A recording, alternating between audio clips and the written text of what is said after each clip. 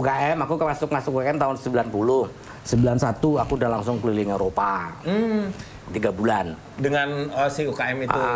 Jadi misi budaya Indonesia. Tari tradisionalnya apa yang lu Tari tradisional itu kecuali Jawa. Kok justru lu kenapa? Susah, Kang.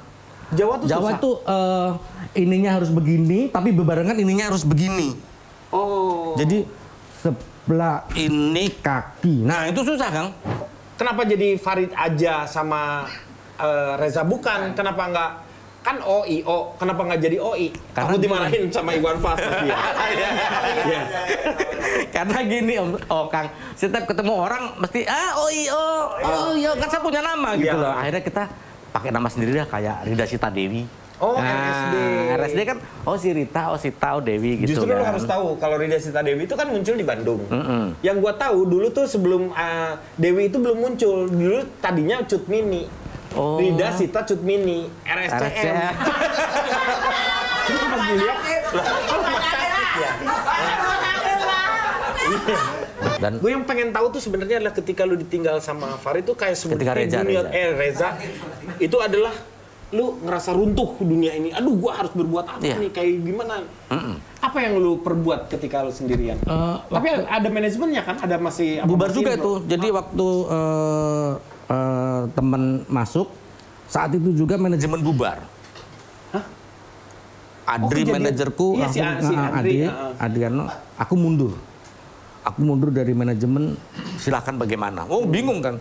Manajer mundur, manajemen udah nggak ada, temen lagi ada masalah, ini harus bagaimana gitu loh. Ya aku nikmatin aja lah, mungkin ini jalan yang di atas seperti ini, aku jalan aja. Jalanin aja seperti itu ya.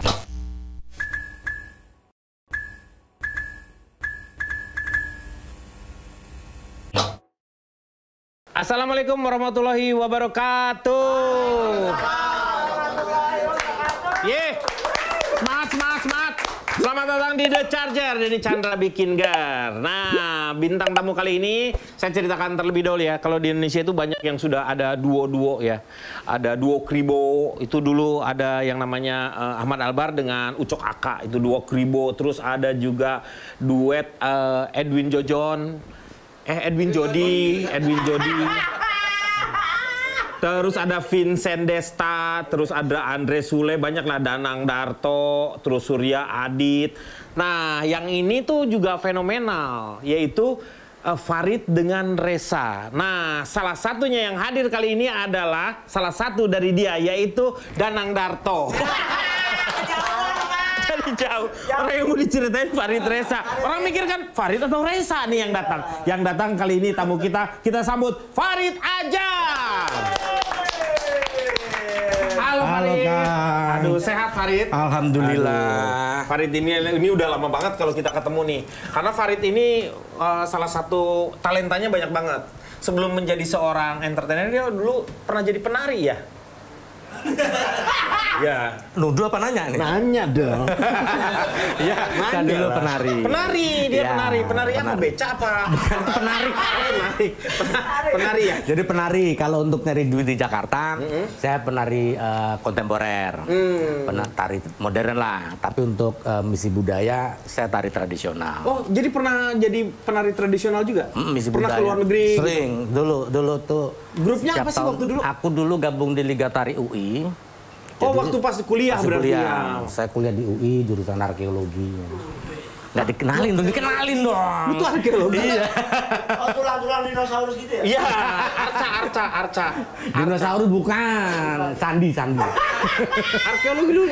Iya, apa yang membuat tertarik dengan arkeologi? Jadi gini, waktu itu daftar kuliah nih. Kan boleh cerita agak panjang kan? Boleh ya? Boleh. Jadi dulu terima ijazah SMA, saya dari Blora dari Jawa sini, Tengah. Blora Jawa Tengah. Blora. Terima ijazah langsung berangkat ke Jakarta. Setiap orang nanya, mau ngapain di Jakarta? Mau jadi artis. Gitu. Emang udah jadi cita-cita? Cita-cita, bawa ijazah. Nggak taunya susah. Masuknya lewat mana, nggak ngerti. Akhirnya udahlah, ngelamar kerjaan aja. Nggak masuk UI dulu udah kan? Udah masuk belum? Itu belum. Kan ceritanya belum kesana, jangan diduluin. Kemudian terus ngelamar udah jadi OB, nggak apa-apa deh, berarti nggak ada penghasilan. Jadi OB pun nggak keterima. Bukan OB TV, office boy. Hah? Mau daftar jadi office boy. Oh, kirain gua open OB lu. orang ada open Iya kan, OB. dengan lu nyari pekerjaan lu nyarinya open OB, gue jadi OB nggak apa-apa gitu. Bener. Akhirnya nggak keterima, duduklah di Jalan Salemba Raya situ. Penerimaan mahasiswa baru, megang ijazah, megang duit 35.000, daftar aja lah, gitu, daftar.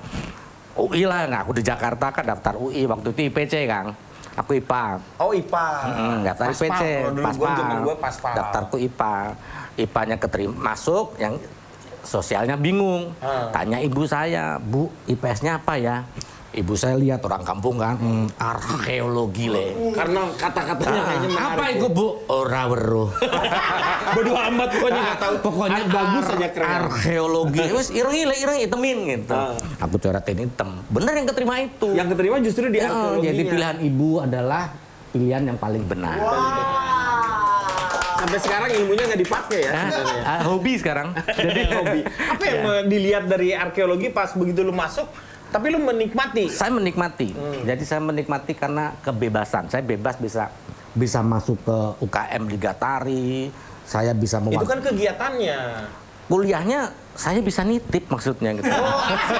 Absennya. Zaman pokoknya sampai 3 kali lah lu. Nggak ada zaman segitu SKS kan. dong, udah SKS. Enggak, itu. maksudnya nitipnya sampai 3 kali. Kita penuh terus karena tanda tangan masih absennya masih tanda tangan. Masih makanya tanda tangan parah. kita yang gampang. Kalau sekarang ini udah agak Udah sulit jempol, karena pakai. kadang pakai aplikasi. Bener, sekarang itu yang susah. sekarang sulitnya ya. Itu akhirnya. Tapi lu lulus ya?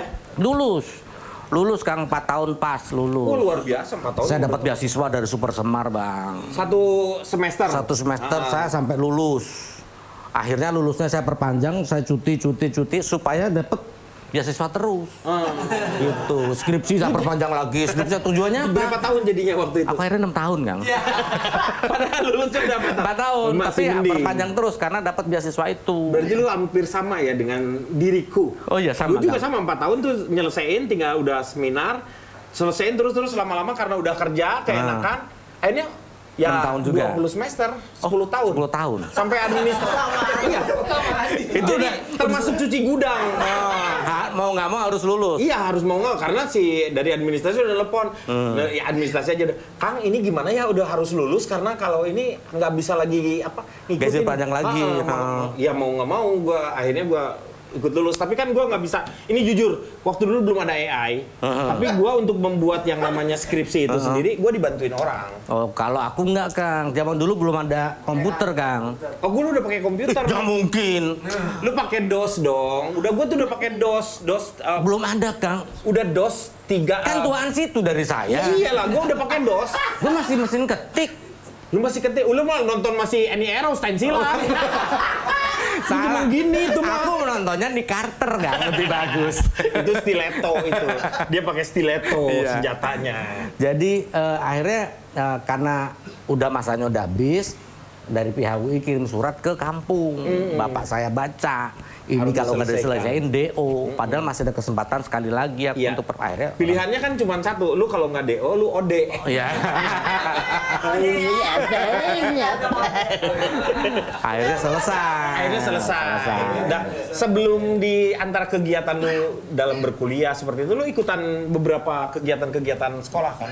Ke sekolah apa kuliah nih? Enggak, yang apa kegiatan-kegiatan Di kampus. eskul lah kalau orang kata bilang tuh. Di kampus apa di SMA? Di bisa enggak di SMA di kuliah. Enggak, pertanyaan saya kuliah apa di SMA Ketika lu apa di di UI, lu berkegiatan kan? Ikutan nggak di nari di sini? UKM itu Liga Tari. iya. Saya ikut jadi Liga Tari. Saya UKM tuh kan orang mikirnya jadi ke bisnis UMKM. bukan. UKM itu unit kegiatan mahasiswa. Inner beauty, ya kan? Apa sih inner beauty? Nggak ada hubungannya sama inner Nggak ada beauty. Inner circle. Kalau nari kan pakai inner beauty, ya kan? Dalam, cantikan dalam gitu. Oh, iya. iya lah, udah diain Nggak aja juga dah. sih sebenarnya. Iya, iya. Tapi yain aja dah, nggak apa-apa. Jadi selama di UI, UKM. UKM aku masuk UKM tahun 90.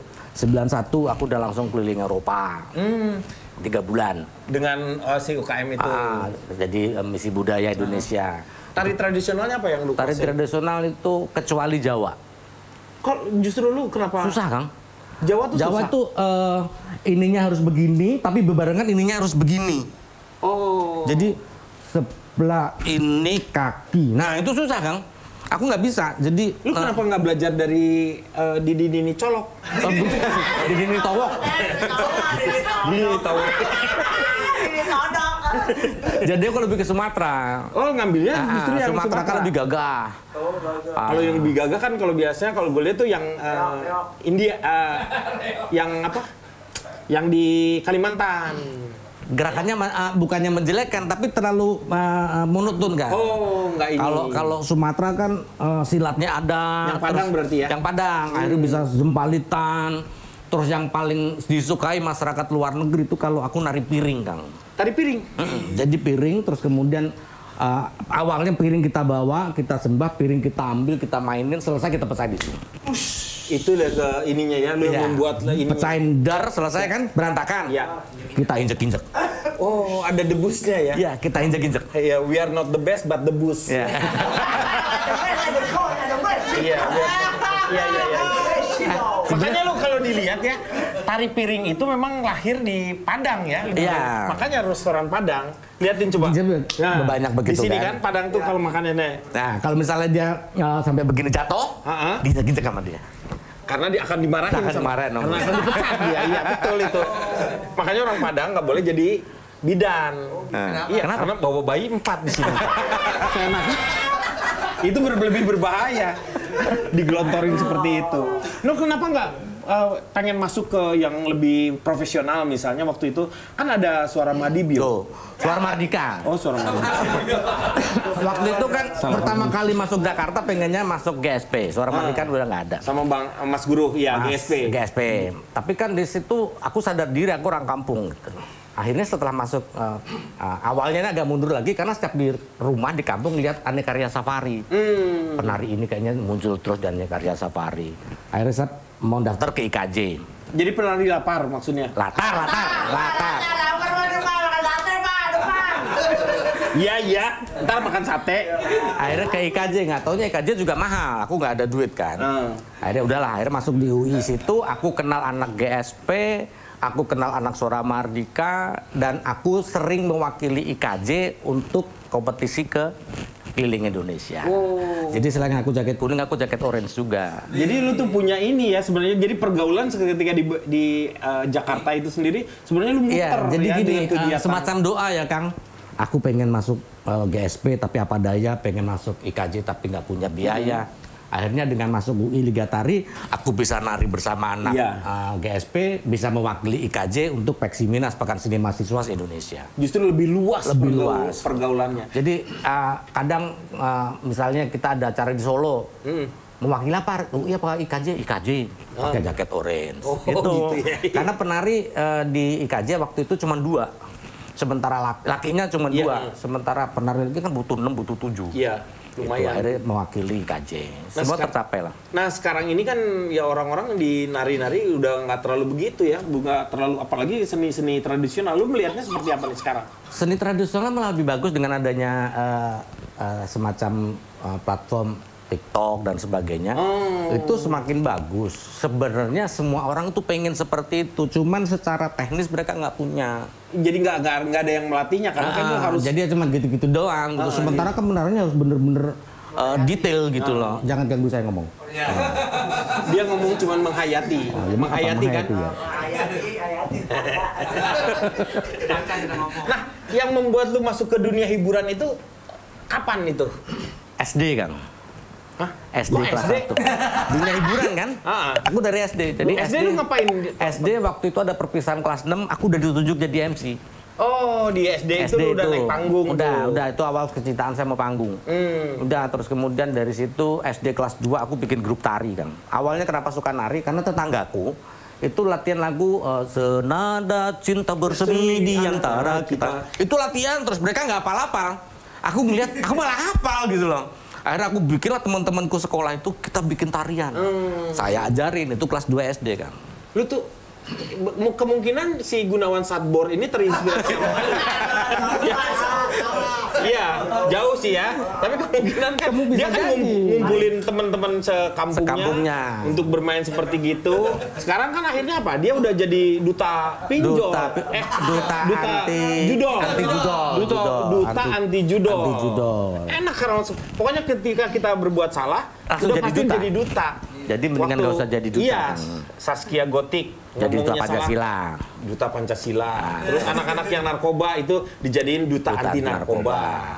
Padahal jadi duta itu dia harus tahu sebenarnya apa yang dia ini, karena dia harus berbicara tentang apa yang jadi tanggung jawabnya dia itu. Tapi sebenarnya jadi duta pun itu harus menguasai lagu-lagu dari Sheila on 7. Itu duta Sheila on 7 beda lagi.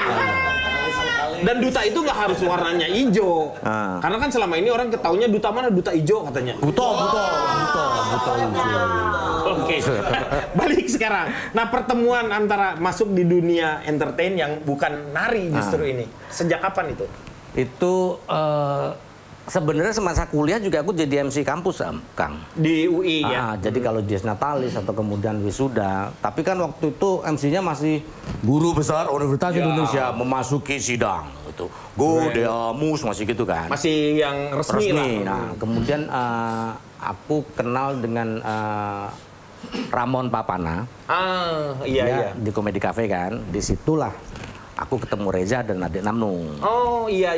Bikin OIO itu ya? OIO itu. Nah, OIO itu sama Ramon Papana atau udah sama manajemennya Mas? Sama Ramon Papana. Masih sama Ramon Papana kan OIO. Gendut, kurus gendut. Itu secara orang taunya. Iya. Tapi kalau secara yang lain itu biji sama batang. Terus ketika akhirnya kita ditinggalkan oleh seorang yang punya dedikasi luar biasa terhadap seni, yaitu Ade Namnung. Ade Namnung itu kan bener keinginan untuk menghibur orang tuh sangat luar biasa. Besar sekali. Lu kenapa jadi Farid aja sama Reza Bukan? Kenapa nggak kan OIO? Kenapa nggak jadi OI? Aku dimarahin sama Iwan Fals ya. Karena gini Kang, setiap ketemu orang mesti OIO kan saya punya nama gitu loh. Akhirnya kita pakai nama sendiri lah, kayak Rida Sita Dewi. RSD kan si Rita, si Sita, Dewi gitu. Justru lu harus tahu kalau Rida Sita Dewi itu kan muncul di Bandung. Yang gua tahu dulu tuh sebelum Dewi itu belum muncul, dulu tadinya Cut Mini. Rida Sita Cut Mini, RSCM. Cuma pas dilihat, ya. Iya salah ya. Tadinya, nah karena itu diganti, udah masukin aja. Kan di Elva ada Uci, terus Dewi juga masuk. Akhirnya RSUD.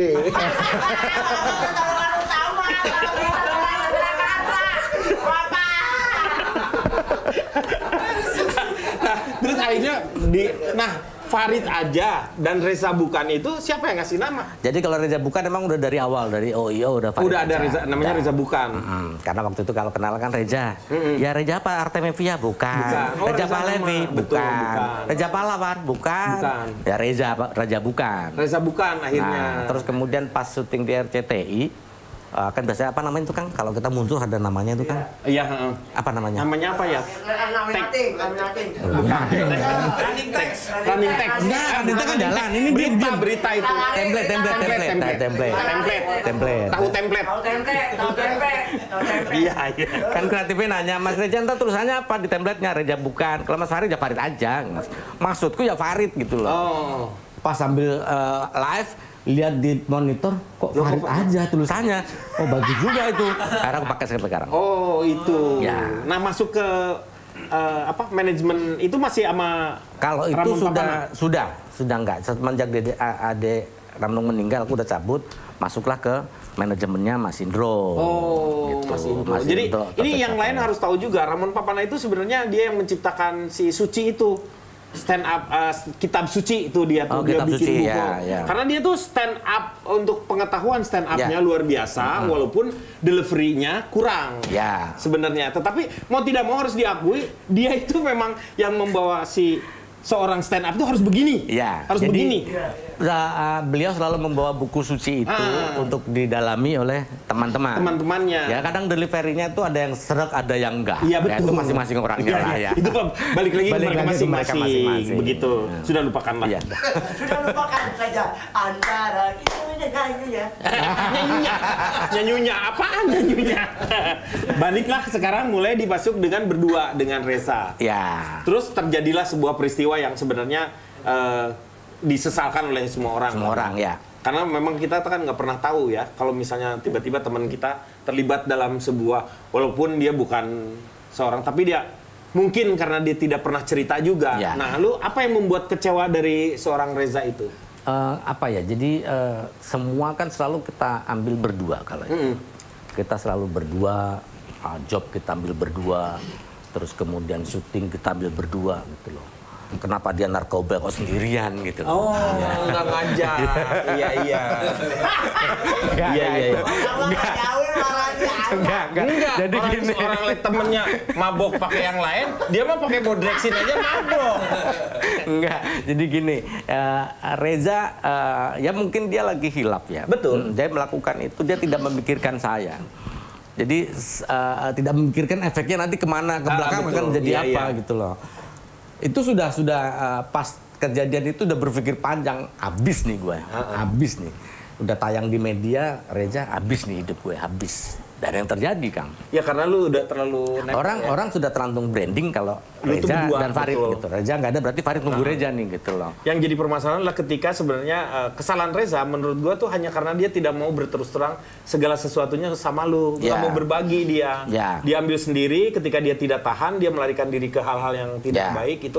Kadang-kadang juga kesalahan teman itu mungkin diakibatkan oleh kita juga. Betul. Karena kitanya kurang perhatian juga terhadap dia. Jadi karena itu tuh udah sebuah sebuah takdir yang lu harus seperti ini. Seperti ini. Tetapi kalau menurut gua walau bagaimanapun juga kalau dia sahabat kita harus ajak seharusnya dia. seperti itu kan. Seharusnya karena seperti itu. Mau tidak mau biasanya suka agak sedikit dia jadi ketemu orang jadi agak minder atau kayak gimana. Nah, itu yang sebenarnya butuh teman-teman yang betul-betul tulus memang mau mengangkat dia untuk kembali lagi. Karena apa? Itu adalah salah satu keliru ketika kita kembalikan lagi, kemungkinan dia mau, kalau misalnya dia mau untuk paling tidak semangatnya dia kembali lagi gitu. Betul. Makanya banyak orang-orang yang juga kalau ketika dia terpuruk, teman-temannya meninggalkan, justru dia sudah mau insaf karena dia tidak punya teman-teman untuk bercerita, dia kembali lagi ke hal yang tersebut. Makanya kita berharap sih teman-teman nih semuanya ketika ada teman-teman kita yang kejadian seperti itu, jangan dijauhin. Justru kita harus deketin seperti itu untuk mengambil dia ke tempat kembali yang memang lagi. seperti itu. Ya, Allahu Akbar. Ya. Ini dari Petamburan nih kayaknya nih.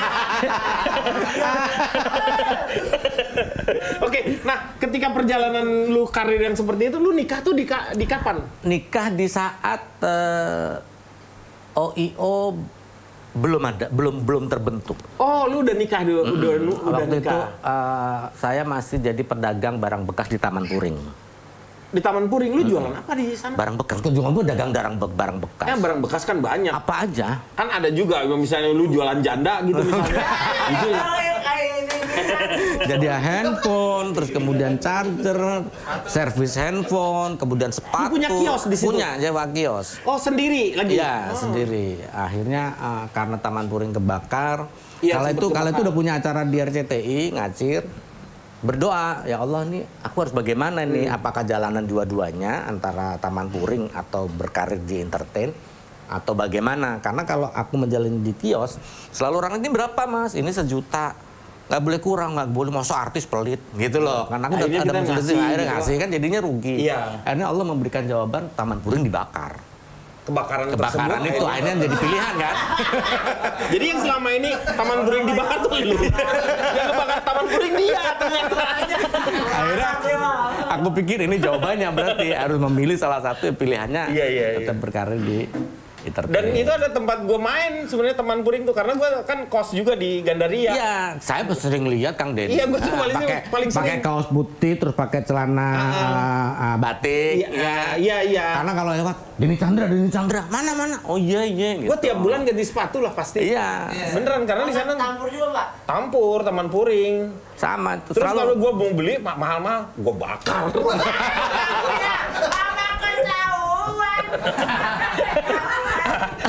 Kalau itu enak Kang. Iya. Jadi kita jam bosen 3 ke dalam. Ini berapa nih? Tambah gocap ya? Kita baru gitu. lagi. Sepatu pun begitu. Iya. Makanya gue kalau iseng nggak ada kegiatan kayak gitu pasti nongkrong ngobrol sama mereka. Nah, ketika lu menikah tuh lu yakin dengan kehidupan lu bahwa gue bisa mencari. Nah, itu kan yang paling sulit adalah ketika kita harus memberikan pengertian kepada istri kita. Belum punya anak kan waktu itu kan? Belum. Jadi istriku tuh kan PR di Taman Ria Senayan. Aku kan setiap malam Komedi Cafe masih di Taman Ria Senayan. Ketemulah emang setiap hari ketemu. Dan dia tahu aku orang Taman Puring. Tapi kan dia tahu backgroundku di belakang seperti apa. Dia tahu semuanya. Akhirnya dengan ya sudah. Tujuan saya menikah adalah ibadah. Saya pacaran sama dia 8 bulan. Udah kita ibadah. Kita lillahi ta'ala. Kalau emang rezeki ya pasti ada rezekinya. Akhirnya kita nikah. Walaupun masih tinggal di rumah kontrakan nggak masalah, tapi kita betul. Jalan. Iya. Gitu. Tapi kan lu dapat keberkahannya itu. Sekarang anak udah ada. Anak 2. Udah anak 2 udah gede-gede pula ya. Udah, 1 skripsi, 1 tingkat 1.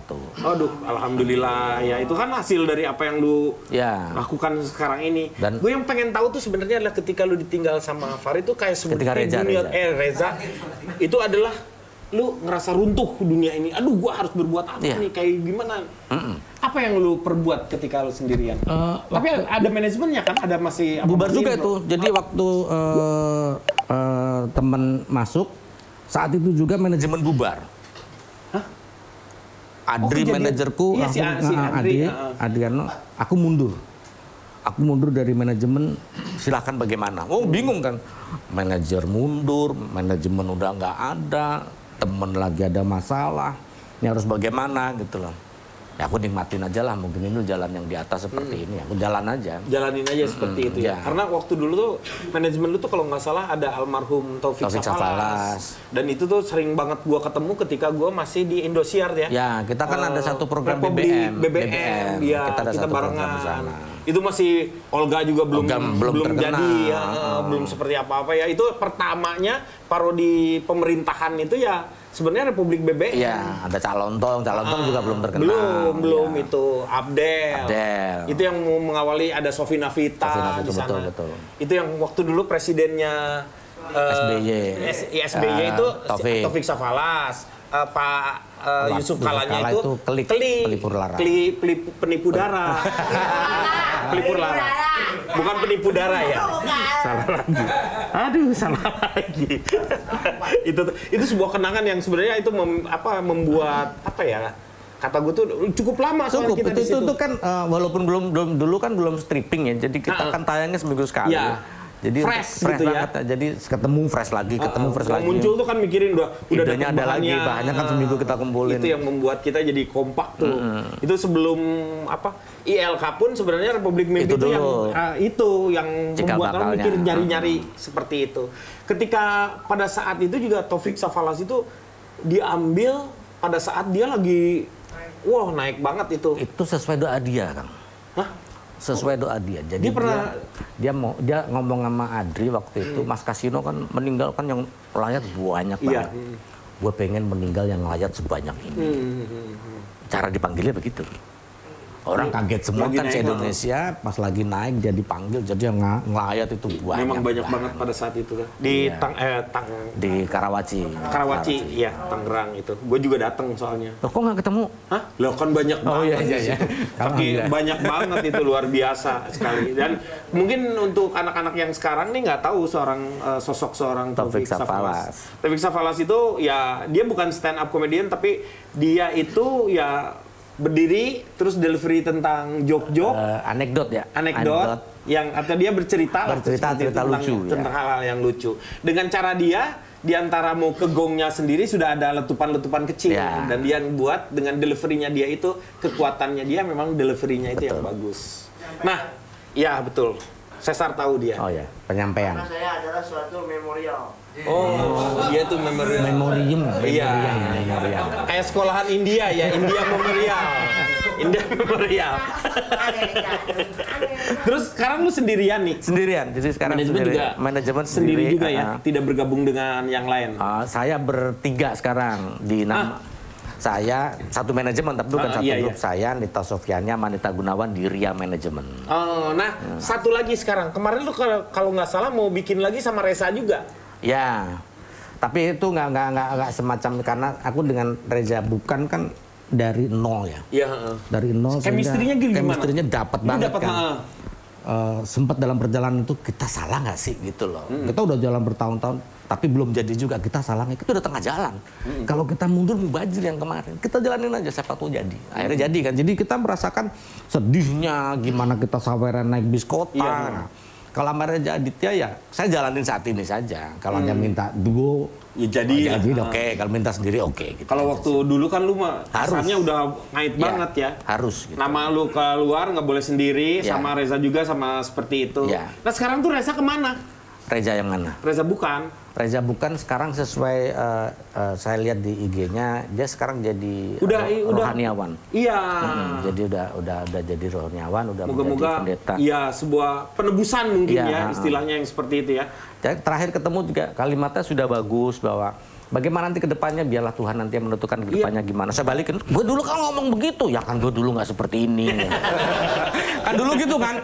Ayo dong Rit, ke depannya kita harus merencanakan bagaimana. Ya terserah Tuhan lah gimana. Nggak bisa, kita harus punya rencana ke depan, harus bagaimana gitu. Iya, tapi akhirnya sekarang lu berdua sudah walaupun berpisah tetapi saling mendoakan, saling tidak. Ya, alhamdulillah lah Reza dengan kondisi seperti ini, aku lihatnya sih bahagia dia.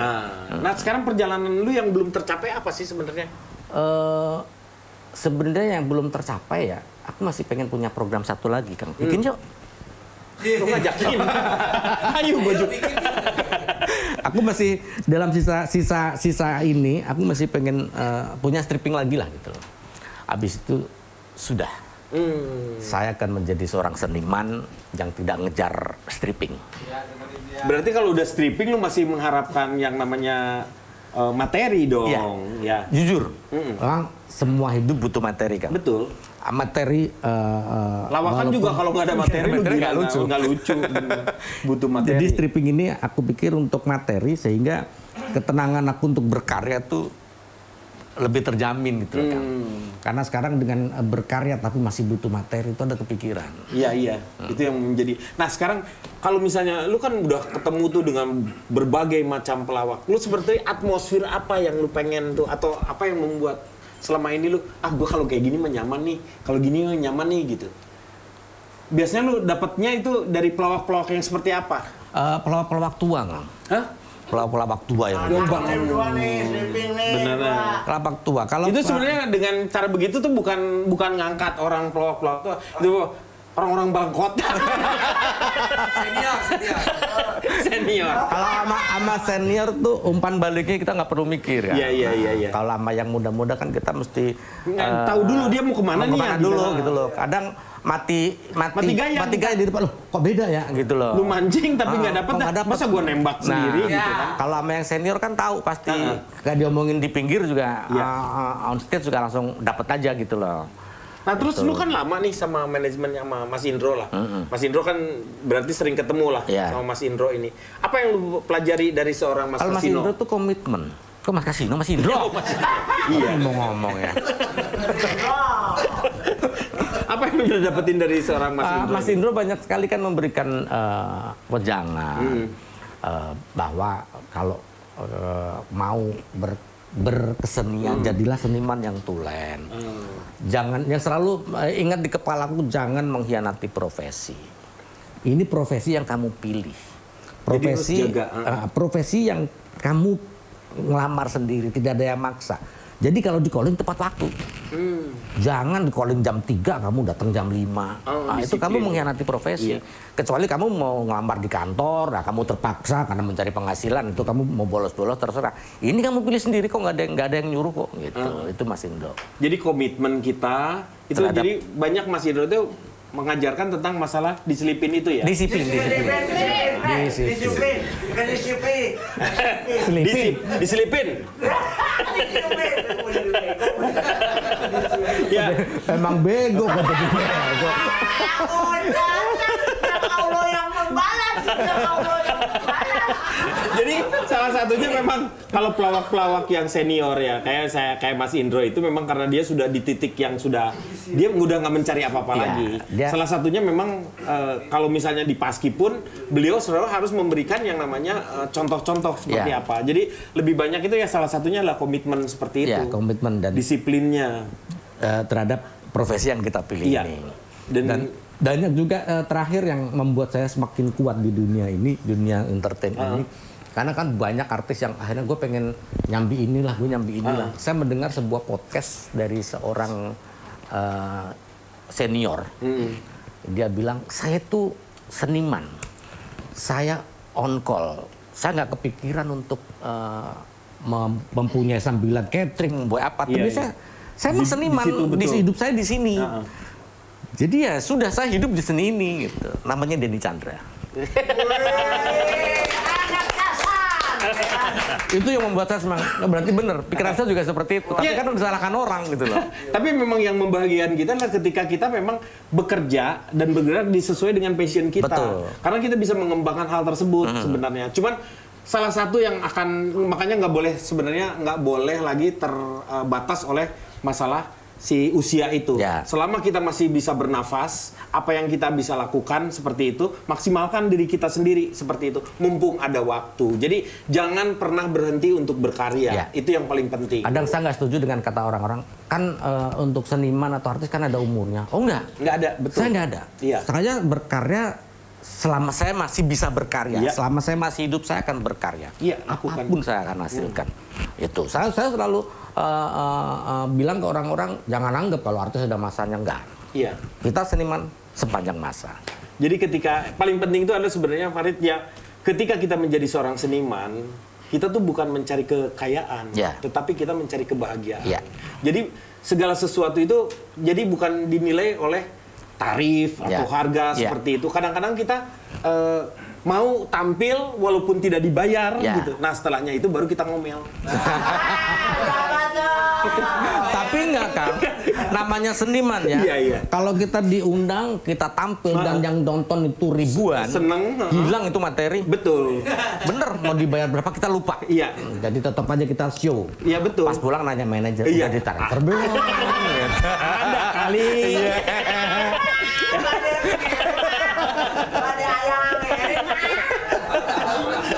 Maksudnya ya kira-kira juga lah ya. Itu kan salah satu penghargaan bagaimana seorang seniman itu hidup di dunia seniman, ya selayaknya lah orang-orang menghargai. Dia, karena hidupnya dari situ. Dia tidak mencari hal yang lain. Seperti itu. Kita tuh banyak kesamaan sih ya. Kita kan sering bercerita membesarkan anak sama. Jadi kesuksesan seseorang itu bukan dilihat dari harta yang dia punyai, tetapi bagaimana dia menciptakan generasi di bawahnya itu lebih baik dari kita. Kalau lebih baik dari kita, berarti nanti negara ini akan maju. Betul. Karena di bawah kita lebih dari kita, nanti di bawahnya lebih lagi, negara ini akan bagus. Nah itu 1 dekade Indonesia kalau mau maju, setiap orang punya prinsip seperti itu, saya yakin maju. Karena apa? Tarafnya jadi naik. Kemungkinan Indonesia akan mencapai di satu dasawarsa itu IQ-nya mungkin 120. Jadi tidak 70 lagi, 120. Ini kayak gini ini pergi nih. Ini kayak gini dihancurkan nih. Saya mau prinsipnya loss of record. Apa tuh artinya? Keluasan dengan patah hati ya.